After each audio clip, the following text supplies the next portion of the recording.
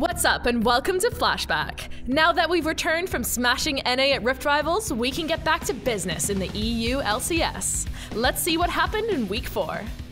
The action got started when H2K looked for their first win of the split against Vitality.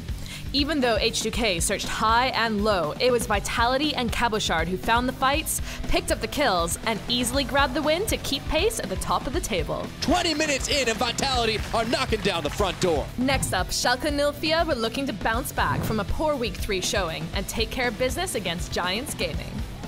It was a wild one as both teams traded kills, fights, and the momentum all game long. Giants finding the fight and Steelback can't quite get the shutdown, but he does before falling for the triple kill. But when it looked like the match was destined to go full Fiesta mode, Nukeduck's Kaisa finally brought order to the chaos and got Schalke back on track with a much-needed victory. And who knows, maybe after this game, it really is the year of the duck. The Unicorns of Love opted into a surprise funnel comp as they battled Roccat in Game 3 of the day. But after a disastrous start, the Unicorns' game plan quickly started to unravel. And Roccat capitalized on their advantage as they pushed the pace and poured on the pressure. Everything going south. Cold gonna flash over the wall. Challenging Smite comes in, a beautiful skewer. The Unicorns did their best to hold on, even grabbing a Baron in the process. But they didn't have it for long, as Roccat cleaned house in the ensuing fight to help pick up their 4th win of the split. After working together to bring the Rift Rivals trophy home to Europe, Fnatic and Splyce were on deck to do battle. It was Splyce who got hot fast and jumped out to a big early lead, but Fnatic kept themselves in the game with a clutch Baron rush. Unfortunately for the boys in orange, the Baron simply wasn't enough, and after they got caught out and aced in the river, it just feels so good when you're that fed, and he's gonna bring it home. Beautiful performance from Splyce. It was the Splyce show the rest of the way as they put the league on notice with a huge upset victory. We rounded out day 1 with a clash of titans between G2 Esports and Misfits in the match of the week. Both teams were sitting at 6-0, and it was time to finally settle who was the best in EU. G2 controlled the game early with decisive macro play, but after nearly 30 patient minutes, Misfits finally found their engage and rocked G2 for 4 kills and a Baron. Now Fari's starting to clean up the Mundo unkillable. Misfits turning it back. And once the momentum was theirs, Misfits held on to it as Mickey X found a gigantic flank onto the G2 backline, leading his squad to a massive comeback and locking in first place for Misfits.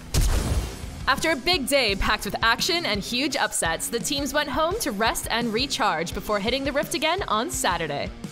We got things started with the Unicorns of Love looking to keep H2K winless. It was exiled Zoe that paddled H2K and gave Unicorns all the magic they needed to portal jump into the lead.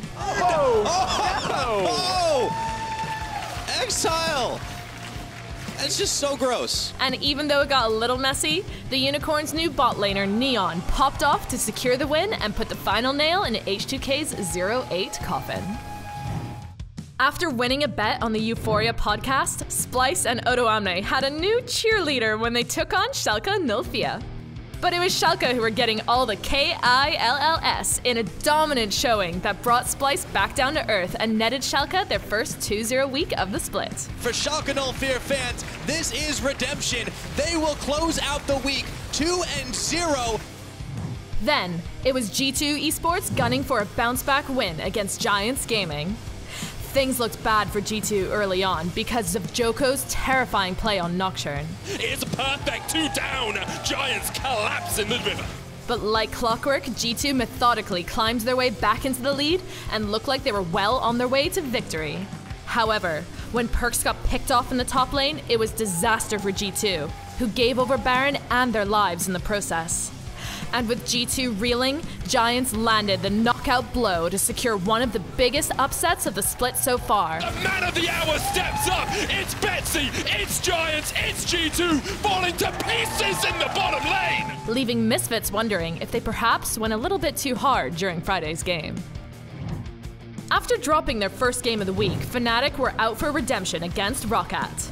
Fnatic methodically built up an early game lead, but their big break came when they picked off Memento and took Baron.